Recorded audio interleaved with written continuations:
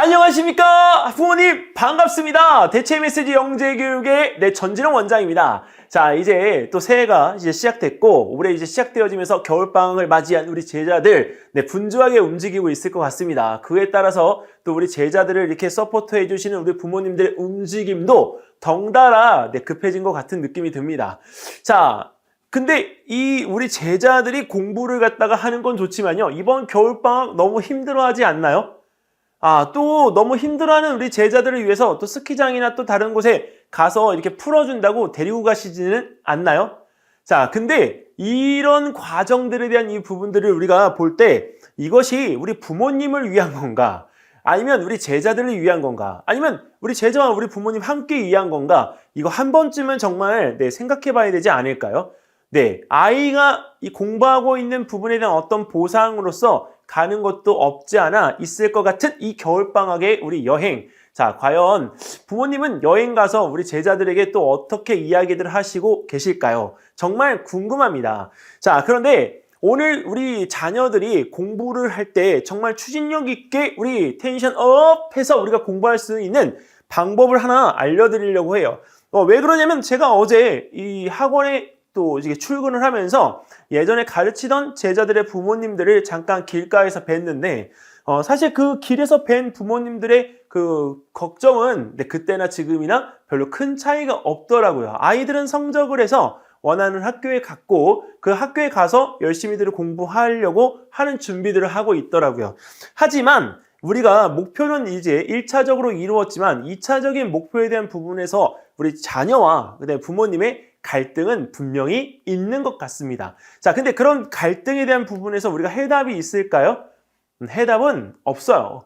왜냐면 이 해답이라고 하는 거는 우리가 미래를 알았을 때 우리가 답을 정할 수가 있지만 사실 미래에 대한 예측을 할 뿐이지 미래에 대한 정답은 알 수가 없거든요. 자, 그래서 우리 부모님에게도 자녀에게도 쉼표를 줄 수 있는 어떤 이야기가 좀 필요할 것 같아서 제가 어제 그 길가에서 뵀던 부모님의 이야기를 듣고 한번 내용을 준비해 봤습니다. 자, 일단 저는 개인적으로 우리가 학원에서 오는 제자들에게 하는 말 한마디 매우 중요하지만 우리 부모님이 우리 자녀들에게 하는 말 한마디 너무 중요하다고 생각합니다. 근데 사실 이 말 한마디가 없는 집들도 굉장히 많다고 우리 제자들에게 들었어요. 아니, 하루에 학원에 가는 거 잘 갔다 와? 그 다음에 학원에서 올 때 잘 다녀왔어? 밥 먹어야지. 딱 그 세 마디가 끝이에요. 아니, 부모님 아무리 그래도 우리 제자들 아직은 어린 나이들이거든요. 근데 어떻게 그렇게 말을 한마디, 두마디, 세 마디만 하고 마실까요? 아이들이 아직도 무서우신가요? 어머님의 자녀, 아버님의 자녀들이기 때문에 무서워한다라고 하기보다는 또 장난감이라고 생각하는 것보다는 우리 자녀들을 위해서 대화의 문을, 대화의 시간을 좀 열어주셨으면 좋겠습니다. 그래서 부모님의 말 한마디가 진짜 진심으로 너무 필요합니다. 자, 우리 자녀들에게 어떤 말을 하세요? 이렇게 물어보면 우리 부모님들께서 하시는 말을 좀 이렇게 주워 담아봤는데 좋은 말만. 넌 혼자가 아니야. 자, 그 다음에 마음껏 웃어. 그 다음에 우리가 옆에 있을게. 자, 그 다음에 조금은 쉬어도 돼. 자, 근데 아이의 표정이 평온해 보이나요? 저는 평온해 보이지 않는 것 같습니다. 뭔가 불안하고 뭔가 나중에 이게 터질 것 같은 그런 느낌의 이 분위기를 좀 받아요. 그래서 우리 부모하고 자녀 사이에서는 일단 기본적으로 대화가 이루어져야 되고 부모님들께서 우리가 자녀들에게 말 조심하는 경우들이 많으신데 실질적으로 공부를 해야 될 때 피해야 되는 말들이 좀 있습니다. 그래서 오늘 그 말씀을 중점적으로 드리고자 합니다. 자, 부모님들 우리 이런 이야기가 있잖아요. 야, 그건 그냥 놔두고 넌 들어가서 공부해. 정말 이 이야기 듣는 순간 내 심장이 막 비수에 꽂힙니다. 정말 우리 어릴 때도 우리 부모님들이 이런 이야기 종종 하셨는데 우리도 한번 꽂히고 이런 경험이 없잖아? 있잖아요. 자, 근데 우리 제자들이요, 이런 이야기를 너무 많이 듣다 보면 진짜 심드렁 하게 되어져요. 근데 이 심드렁한 이 상태가 너무 지속이 되면 존재감이라고 하는 이 부분이 없다라고 하는 이 생각 자체가 너무 커지기 때문에 우리 정말 부모님으로서 우리 자녀의 나무가 되어주실 수 없다. 근데 이 나무가 왜 갑자기 이야기가 나왔냐면 우리 제자들이요, 선생님, 저 정말 힘들 때가 있어요. 제가 누군가에게 기대고 싶은데 기댈 수 있는 어른이 아무도 없어요. 어떻게 하죠? 막 이런 이야기들을 할 때가 있어요.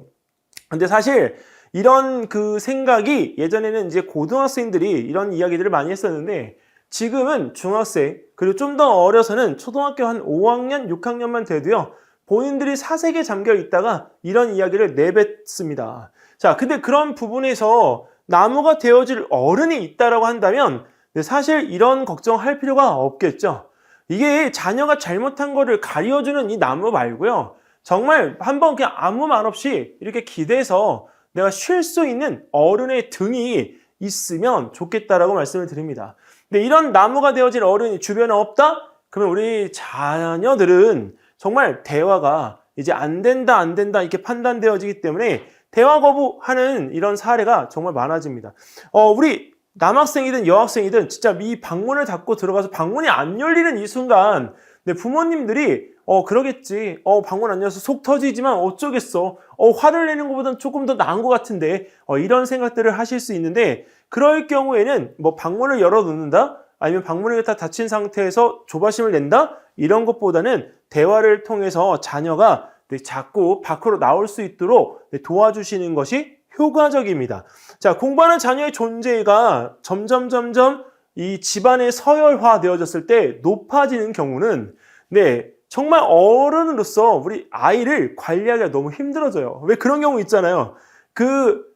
집에서 아빠의 존재, 근데 아이의 존재, 엄마의 존재, 이게 무슨 등급도 아니고, 그래서 어머님들 스스로들도 자신의 지위에 대한 이 부분을 어느 일정 위치를 가지기 위해서라도 자녀의 서열을 자꾸 높이는 경우를 안 하셨으면 좋겠습니다. 특히 요새는 이제 그 저출산 문제 때문에 아이의 이 모습, 아이의 존재 자체가 굉장히 귀하기 때문에 이런 서열화되어졌을 때 아이가 저 위쪽에 가 있는 경우도 있지만 아이는 배워야 되는 입장입니다. 그렇기 때문에 많은 경험을 가지고 있는 어른이 아이보다 절대 낮은 위치에서 떠받드는 행동은 아이한테 도움이 되지 않는다는 것을 꼭 알아주셨으면 좋겠습니다. 자, 그리고 이 집안일을 갖다 할 때도 그냥 집안일 너 방 정리 이렇게 하지 마시고 같이 함께 하면서 그런 부분에 대한 것들을 좀 시키시고 가르쳐 주실 수 있는 시간을 가지셨으면 좋겠고요. 준비물 챙길 때도 사실 준비물을 챙기는 과정에서 준비물이 안 챙겨져 있으면 그 준비물 안 챙긴 건 본인인데 엄마에게 짜증을 내는 아이들이 너무 많아요. 근데 왜 준비물 안 챙기고 엄마한테 짜증을 낼까요? 그거는 어머님 1학년 때부터 어머님이 준비물을 챙기는 거를 바로 책임처럼 여겨왔기 때문입니다. 그래서 그런 부분에 대한 것들을 아이 스스로가 챙길 수 있도록 옆에서 지도해 주세요. 그리고 여행 준비하는 것도 본인이 여행 갈 때 정말 신나서 가는데 여행을 갈 때 그냥 가나요? 캐리어에다가 짐 넣고 자기 필요한 것들 넣고 심지어는 내가 갈아입을 옷도 넣어야 되잖아요. 근데 그런 부분들이 어른들이 하는 것도 좋지만 어른들이 해야 될 일이지만 한 번쯤은 캐리어를 열어놓고 여기다가 뭐가 담고 싶니? 라는 이 부분의 질문으로 시작해서 그 캐리어를 채울 수 있는 권한을 아이한테 줘보세요. 그러면 좀 캐리어에 담을 것들이 정해지면서 자기가 갖고 가야 될 것들을 정할 수 있게끔 되어집니다. 자, 함께 해야 될 일과 그 다음에 우리가 혼자 해야 될 일, 스스로 구분할 수 있도록 부모님들께서 도와주시고 이렇게 해야만 정말 시작을 알고 끝을 알 수가 있기 때문에 아이가 자신의 할 일이 무엇인지를 명확하게 구체적으로 알고 진행할 수가 있게 되어집니다. 자, 그리고 이제 우리 성적에 대한 이야기를 갖다 좀 해보면요. 사춘기 때 우리 사춘기 그러니까 광풍의 이 시간, 그 다음에 질풍노도의 시간을 보내고 있는 제자에게 또는 자녀에게 성적 정말 잘 받으면 어떤 보상에 대한 부분들을 부모님께서 잘 해주시죠. 요새 특히 우리 아이들 얼마나 이뻐요. 근데 이런 보상 심리에 대한 이 부분들을 우리가 할 때 정말 고민을 좀 한번 해봐 주시면 좋겠습니다. 사실 이 이야기는 너무 뻔한 이야기이긴 한데 우리가 가끔 까먹어요. 이 성적에 대한 어떤 일시적인 외부 보상들은 진짜 파급 기간, 이제 효과의 기간이 짧습니다. 그리고 다음번 우리가 그 어떤 성적에 대한 부분의 보상을 또 기대하고 그걸 기다리게끔 되어지기 때문에 지금 받아놓은 거는 내가 이 가치에 대한 부분을 부여하는 시간이 짧을 수밖에 없어요. 자, 두 번째는 공부 감성하고 동기를 통해서 지속성이 유지가 되어줘야 되는데 성적이 한번 올라갔다가 또 떨어지게 되어지면 이걸 극복하려고 하는 것보다 내가 떨어진 것에 대해서 낙담하고 그 다음에 내가 그것을 갖다가 왜 그렇게 했지? 난 바본가? 라고 이렇게 생각하는 시간 자체가 길어지게끔 되어집니다. 자, 그래서 이런 지속성에 대한 유지가 중요하다라고 하는 것을 인지할 수 있도록 아이한테 힘을 주시고요. 대화로서 그 부분에 대한 거 치열업 시켜주셨으면 좋겠습니다. 자, 그다음에 세 번째, 공부에 대한 목표는 부모의 목표가 아닙니다. 물론 부모님의 이 어깨에 우리가 견장 같은 것들이 딱 달리면 실질적으로 부모님 뿌듯하시죠. 근데 이게 견장이 되어져 버리는 순간 부모님의 공부와 아이의 공부에 대한 질적 차이가 많이 납니다. 그래서 부모님이 아이가 하는 정도에 따라서 공부의 양을 결정해 주시고 수준을 결정해 주시는 건 좋으나 부모님 스스로가 공부하는 것이 아니기 때문에 목표에 대한 이 부분을 갖다 정하실 때 스스로에 대한 미래의 목표를 아이한테 정할 수 있도록 해 주셨으면 좋겠습니다. 자, 그리고 우리 이런 말이 있잖아요. 아유 됐어. 이번 성적 신경 쓰지 마. 다음에 잘하면 돼. 아니 부모님, 이번에 우리가 잘 못한 거는 짚고 넘어가야죠. 왜 잘 못한 거를 우리가 다음에 하면 돼? 라는 이 단어로 자꾸 무마시키려고 하세요. 그러지 마시고요. 한 번은 꼭 짚고 넘어가세요. 아이들도요, 정말 잘하고 싶다고요. 잘하고 싶은데 여기 써놓은 것처럼 아니 어떤 방법으로 잘해야 될지를 누가 가르쳐주는 사람이 없다고요. 그러니까 가르쳐주기 위해서라도 꼭 요목조목 짚어서 피드백을 해주셔야 됩니다. 정말 잘하는 방법 몰라서 잘 못하는 친구 많고요. 그리고 기회를 2번 주긴 하지만 왜 시간은 또 짧게 주시나요? 시간 충분히 주시고 그 부분에 맞게끔 계획을 갖다 세우는 거를 같이 그 머리를 맞대고 세워보셔야죠. 자, 그 다음에 부모님 마음은 급하지만 우리 아이들의 마음은 급하지 않습니다. 이게 제일 공감되는 얘기인데요. 성적이 잘못 나와서 내가 좀 잘하고 싶은데 아이들은 여유로워요. 부모님은 급해요. 그렇기 때문에 이 서로의 마음에 대한 속도의 차이를 조절할 필요가 있다는 사실을 꼭 알아주셨으면 좋겠습니다. 자, 그리고 반성 없는 발전은 없다라는 말을 부모님들께서 꼭 이 머릿속에, 가슴속에 담아두셨으면 좋겠습니다. 왜냐면 내가 지금 무엇을 못했기 때문에 다음번에 이것에 대한 부분에 보완을 하고 수정해야 된다라고 하는 것을 알고 있어야 발전이 있을 수가 있습니다. 근데 그런 반성 없이 그냥 단순히 발전만의 욕심을 부린다고 한다면 똑같은 실수를 똑같이 반복할 수가 있기 때문에 발전보다는 오히려 그 실수로 인한 낙담이 더 커질 수가 있습니다. 다섯 번째, 얼렁뚱땅 넘어갈 수 있는 대화. 여기서 야 다음엔 잘하면 돼. 근데 이 이유가 야 너 이번에 성적이 너 왜 이렇게 떨어졌니?